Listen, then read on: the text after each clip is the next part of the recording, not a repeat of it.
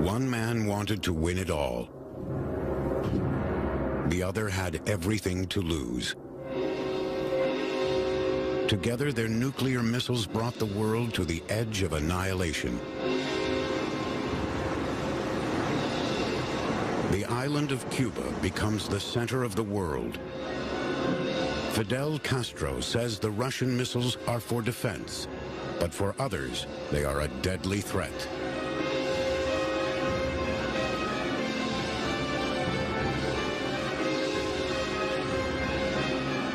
For 15 days in October 1962, the world is on edge. Will it be a countdown to World War III?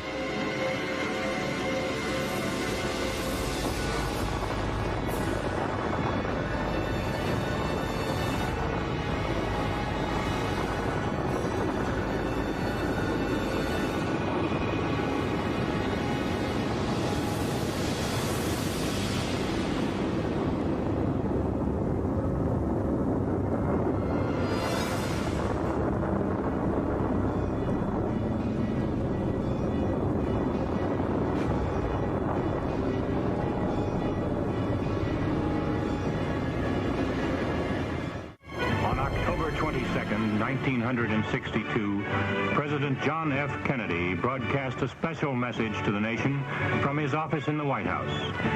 Here is President Kennedy as he delivered that message, bearing on recent events in Cuba.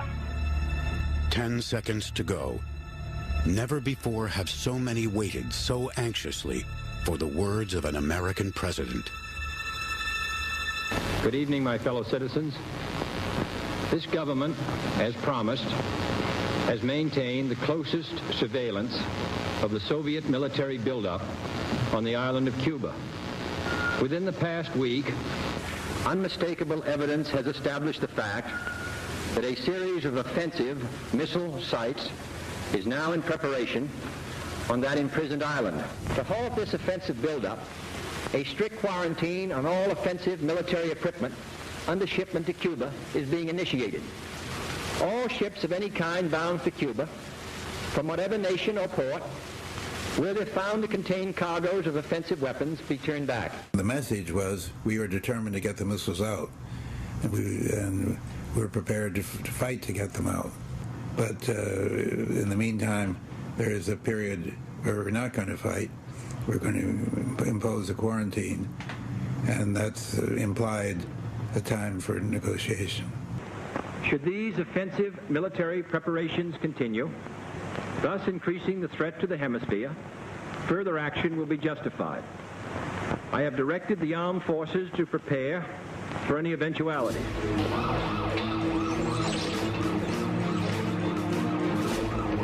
All U.S. armed forces go to defense condition DEFCON 3.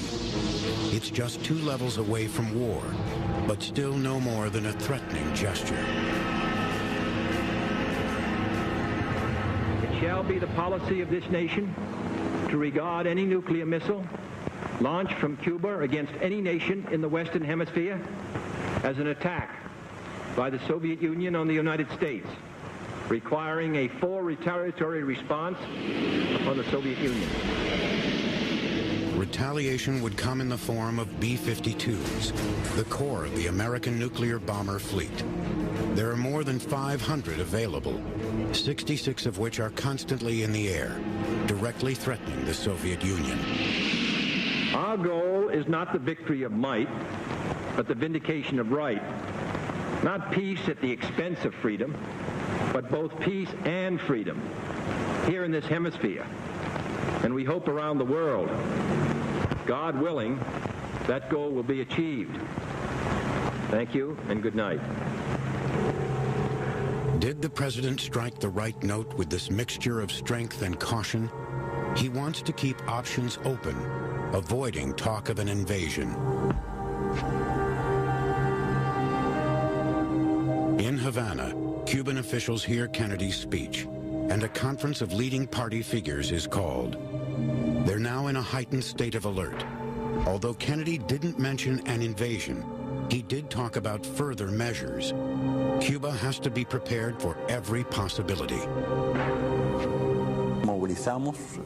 On the first day, we mobilized 170,000 men.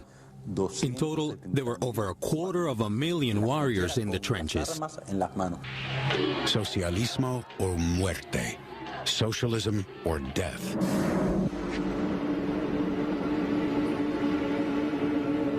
Although it's thousands of miles away, Germany is very close to the conflict. It always has the potential to be a future battleground for nuclear exchange between the two superpowers. The United States informs its German allies of the situation. Late-night talks are held with German Chancellor Konrad Adenauer. His opinion is clear. Do not back down on any account. Now is the time to drive a wedge between Castro and Khrushchev.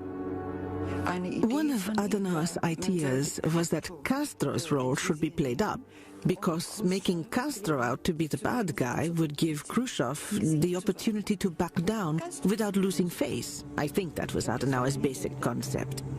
He was a sly fox, you know. Adenauer's advice was that Kennedy must follow through on what he has announced. Too much time has already gone by. Castro has been allowed to do as he pleases for too long. The same goes for Khrushchev, who divided Germany with a wall. The German leader believes the balance of power will be disturbed if Kennedy fails to act resolutely.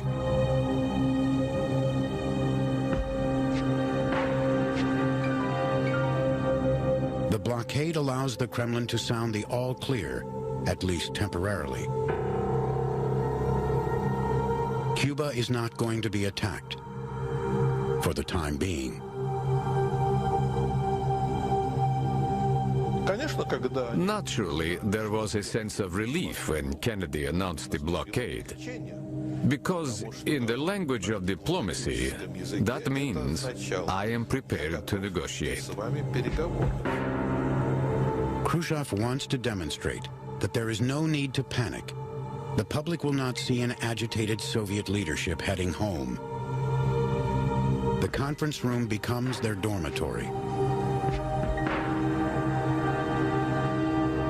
In the adjoining room, where the only bed has been prepared, Khrushchev lies down knowing his plan hasn't succeeded. But he has no intention of backing down yet. The game of poker has just begun. But is the high-stakes game worth the risk?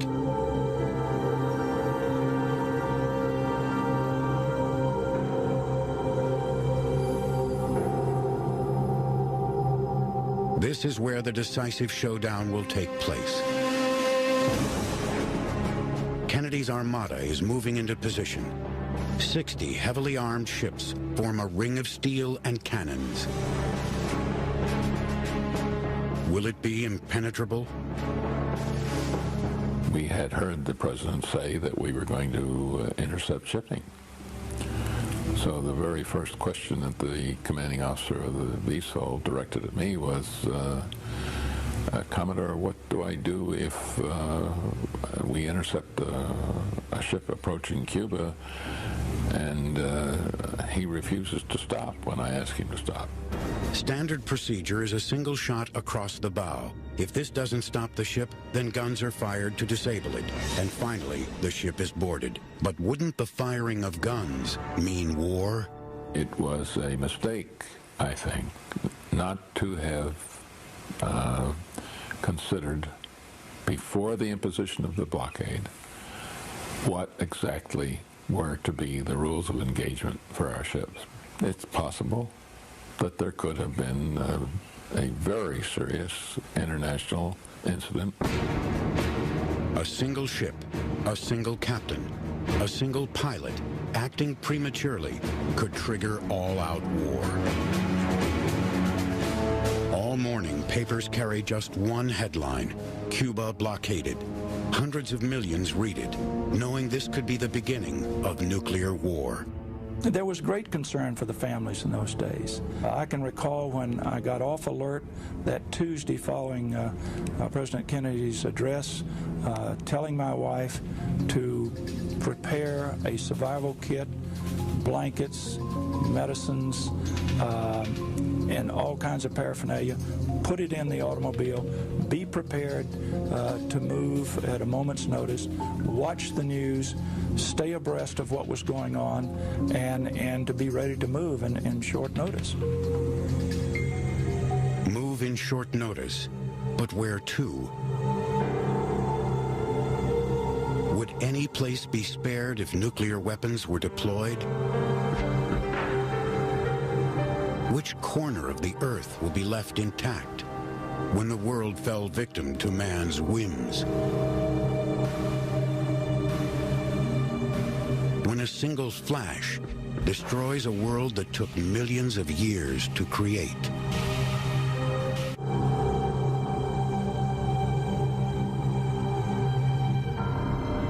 The night after the speech, President Kennedy signs papers that put the naval blockade of Cuba into effect. It is a signature into uncertainty.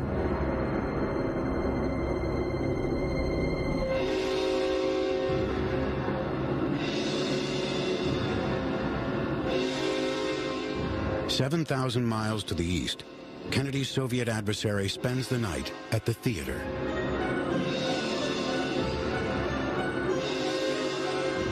Just before, Khrushchev openly condemns the blockade as an unacceptable act of piracy. But now he is going to enjoy the opera. Mussorgsky's Boris Godunov.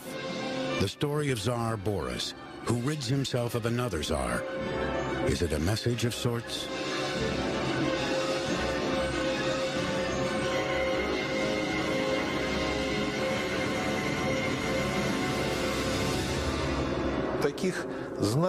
During any crisis, there are a number of signals that may appear insignificant at first, but they do have meaning.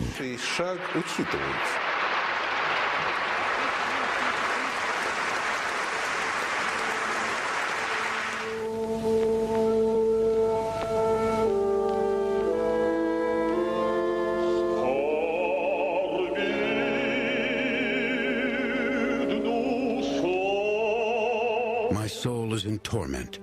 There is an unknown fear within me, a terrible premonition. The man singing the words in Russian is an American on tour. He is going to have champagne with Khrushchev afterward and drink a toast to world peace. Look at this. Even though a blockade has been announced, we are chatting with an American opera singer. That was our way of indicating that we also wanted to negotiate.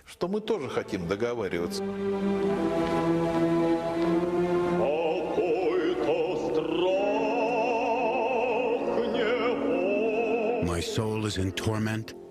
There is an unknown fear within me.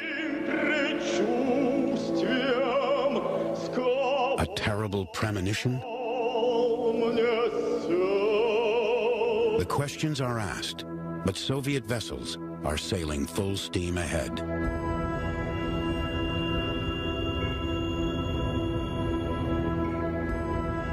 And the Soviet ships were approaching that quarantine line with no indication that they were going to do anything other than continue towards Cuba. If they try to violate that quarantine line, are we going to be the first to use military force? About 20 Russian ships are still heading for Cuba. One loaded with nuclear warheads reaches its destination just minutes before the American blockade closes. What will happen to the others? We were sitting there looking at the television pictures. Our ships 10 miles away, then 5 miles away. It was like an American Western.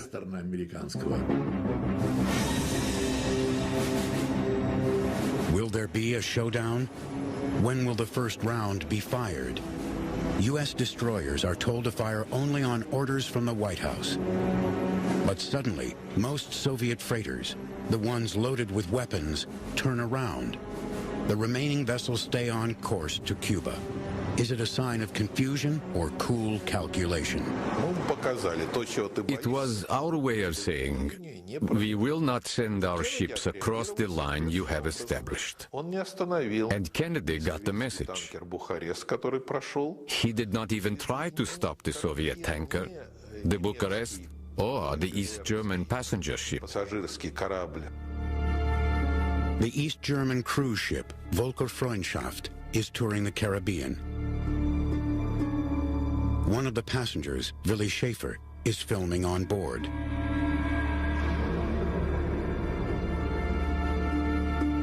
Inadvertently, the cruise ship becomes a blockade buster. Someone said we would come under fire. Some people were expecting that to happen, while others said, oh, it's not that serious. We've got the Russians behind us, and they'll make sure the Americans don't get too close. Everyone had a different opinion, and nobody really knew.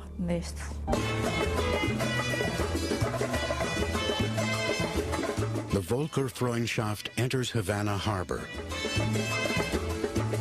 A tourist's home movie shows no signs of a crisis. The people on board have no idea that they too are part of a risky game with high stakes. It was like in a bazaar, where someone tells you the price is $300, and you offer $3, and then you have to settle somewhere in between. A calculated risk. Khrushchev's threat to use submarines was known to some in the Politburo, but not to the sailors on board. Khrushchev said that if the Americans were going to act like pirates, he would tell our subs to sink their ships. But we didn't know he had said that.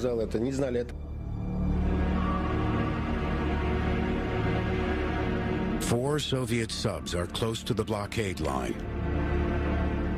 But communication between Moscow and them is unreliable. There are no clear orders. The subs don't know they are being hunted. The night of October 25th was nearly a disaster for us. A U.S. destroyer, on orders to seize the submarine, is heading straight for Shumkov. If I had waited just a minute and a half or 2 minutes more before diving, the ship would have cut us in half. U.S. ships corner the vessel, an F-class submarine. Shumkov declares a red alert and dives.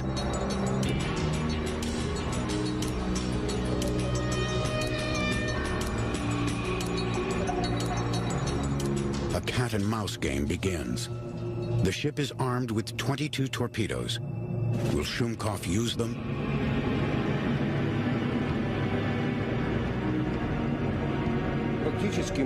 With the Americans, we were like two people fighting a duel. And you know very well that in a duel, the first person who fires is the winner. What the U.S. Navy doesn't know is that Shumkov's and 3 other subs are armed with nuclear-tipped torpedoes.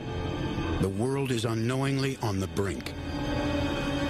This button is too close to being pushed. It's inconceivable to me.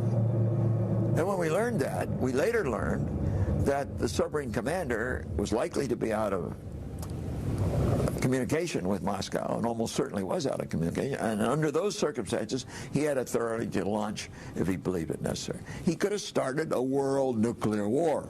We were that close. That's not wise management that avoided nuclear war. That's luck.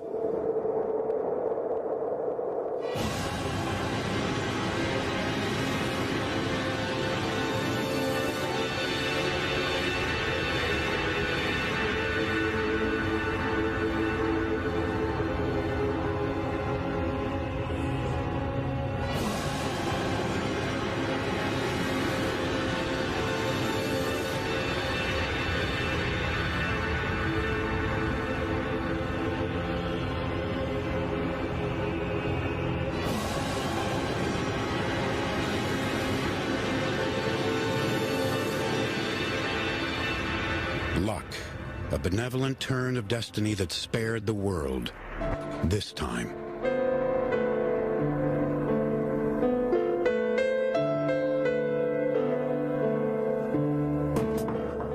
York City, symbol of the American dream. Times Square is well within reach of the missiles deployed on Cuba. It's hard to imagine that this glittering world could be wiped out in seconds.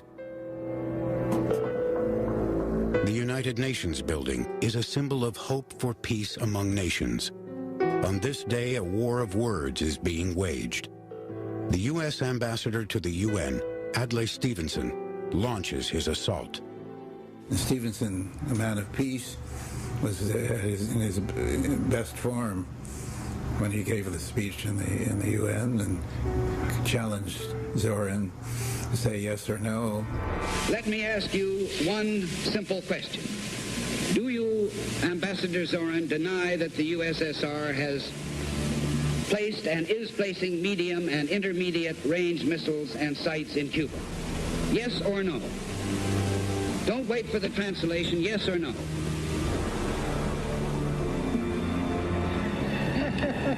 Poor old Zorin probably didn't know whether there were missiles in Cuba or not. Or is that your decision? I am not in an American courtroom, sir, and therefore I do not wish to answer a question that is put to me in the fashion in which a prosecutor does. In due course, sir, you will have your reply. And you can answer yes or no. You have denied that they exist. I want to know if I've understood you correctly. I should like to say, sir, would you please continue your statement? You will have your answer in due course. Continue your statement, please. You will receive the answer in the due course. Do not worry. I'm prepared to wait for my answer until hell freezes over, if that's your decision. Like Ambassador Dobrinin in Washington, Zorin at the United Nations knew nothing at all about it. When the Americans asked, "Do you have missiles on Cuba?" and they replied, "No," they were telling the truth as far as they knew, because they hadn't been informed.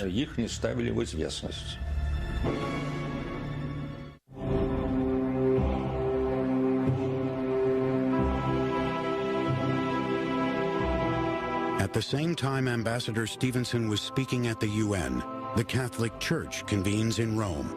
Bishops from all over the world debate reform in the Church. The Second Vatican Council is to mark the beginning of a new era. The Church is about to open itself to the world, to the people, to an era of peace.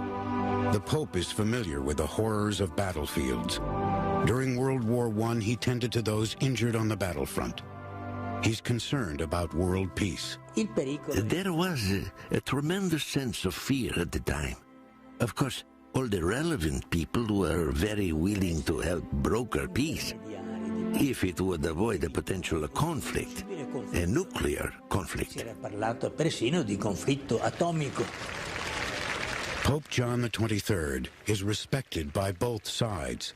Kennedy is a devout Catholic, while Khrushchev understands this pope, who, like himself, rose from humble beginnings. The Pope believes both men want peace. I couldn't imagine that John Kennedy wanted war. I was sure he didn't. And at the same time, I didn't think Mr. Khrushchev wanted it either.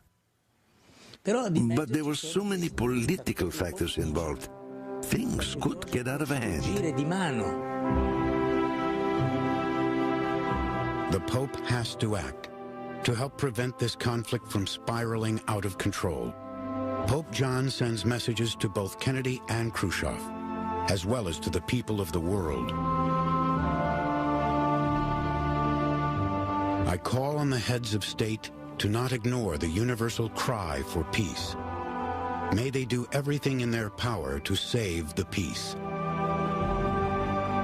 By doing so, they will avoid the horrors of war, whose dire consequences no one can accurately predict.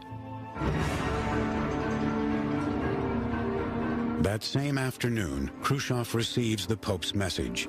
Did his words impact the decisions of the atheist Soviet leader? Khrushchev is beginning to understand. By now, people in the Kremlin realized that it was not entirely up to Kennedy to decide the final outcome.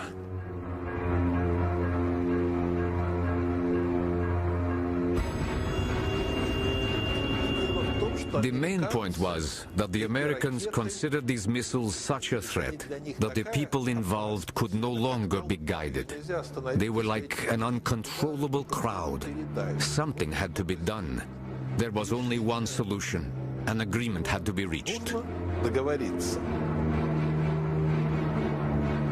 For the first time, Khrushchev considers withdrawing the missiles and orders a protocol to be drafted. Much has already been achieved. Cuba is at the center of worldwide interest. Now is the time to negotiate a guarantee of Cuba's security. But no one in Washington is aware of Khrushchev's wavering.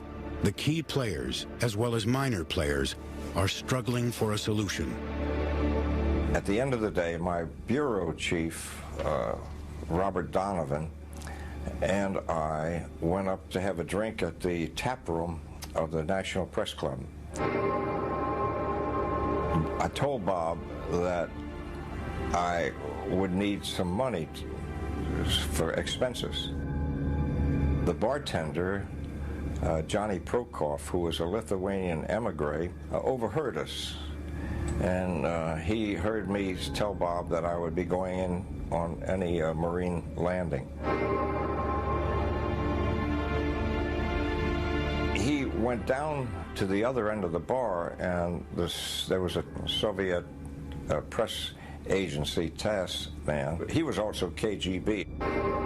So Johnny, I think, was taunting, was teasing and saying, ha, ha, ha. You know, the Marines are going to go in, and you really guys, you're going to get it now. I think that's what happened. I got a call later at my office. Would I have lunch with the Konyenko, the #2 man at the Soviet embassy? And I said, of course. So we had lunch across the street, and we had a long conversation in which he was clear to me, he was pumping me, he was trying to get as much information out of me as he could. I had decided to frighten them, to tell them how serious I regarded the situation. So I told him emphatically, President Kennedy is not speaking lightly. He means what he says.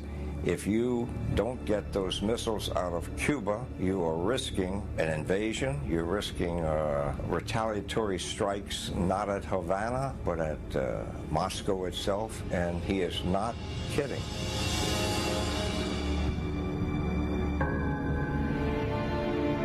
By the next morning, the Washington bar talk reaches the Kremlin. We've received word that the president had given in to pressure and said, let's attack Cuba. This news came from Washington. Apparently, a correspondent named Warren Rogers had been talking in a bar, and our intelligence service heard about it. That morning, Khrushchev dictates a personal letter to Kennedy with a conciliatory tone. You and I, Mr. President, he writes, are two men pulling on a rope with a knot. If that knot gets too tight, then only the sword may be able to open it. Khrushchev's message now goes on a long journey. It is a time when communications moved slowly via telegraph. There still wasn't any direct channel of communication. Every message was sent via the International Telegram Office. Whether it was someone announcing that his niece was getting married, or Khrushchev sending a communique to Kennedy.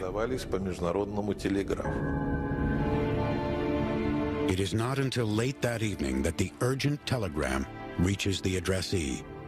Everyone in the White House is stunned. Yes, I think it was a cry from the heart. I think Khrushchev recognized that his gamble in putting the missiles in Cuba had now backfired. He knew that war had to be prevented. He was bitter that the United States had not backed down. So the letter was an emotional letter, but it was not without reason and eloquence in its own way.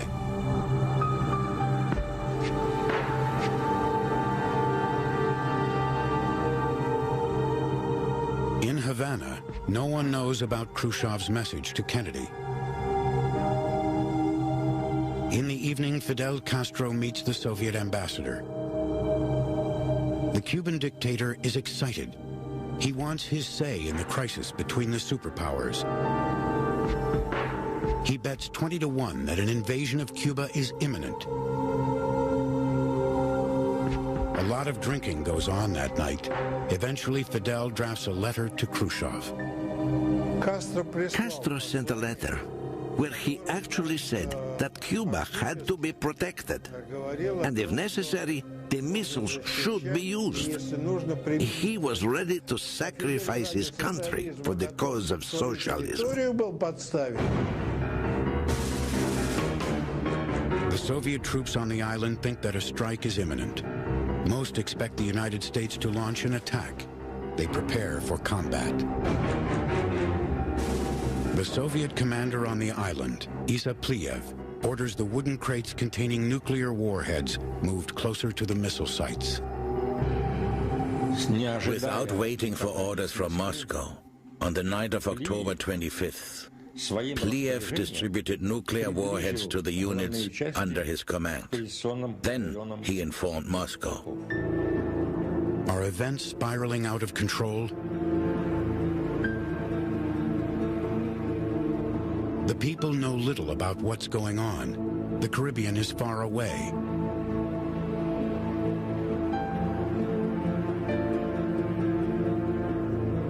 Harsh language has always been part of Soviet propaganda. So who can really tell if war is imminent?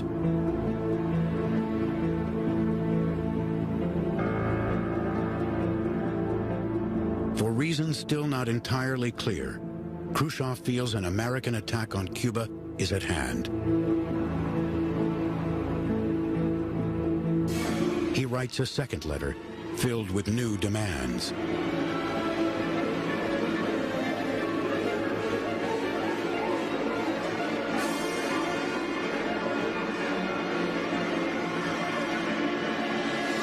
And it said, you take those missiles out of, those Jupiter missiles out of Turkey, or we won't take the missiles out of Cuba. That we could not accept. Did this mean that Khrushchev was now beginning to tighten up demands, and was it the start of a slippery slope? Would it mean that if we began to get into negotiations, every other day there would be some new demand added? Another question that was raised was, is this really Khrushchev? Speculation, conjecture, misunderstanding. What does one side know of the other? How far apart are Washington and Moscow? Uncertainty in Washington gives rise to fear.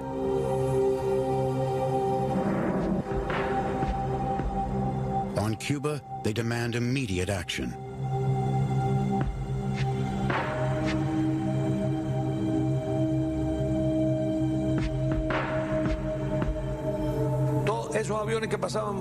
The planes flying overhead were a great source of annoyance. They were an insult. We had anti-aircraft power to deal with them, a lot of it. Machine guns and cannons all ready to fire. But the surface-to-air missiles are under Soviet command. These are state-of-the-art high-tech weapons, what the U.S. pilots feared most. October 27th, Major Rudolph Anderson pilots a U-2 for another reconnaissance mission over Cuba. And then the target appeared. Target 33.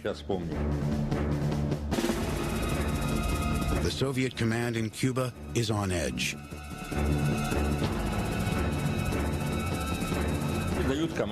The order was received to fire. The order came from division headquarters, and the missile was fired.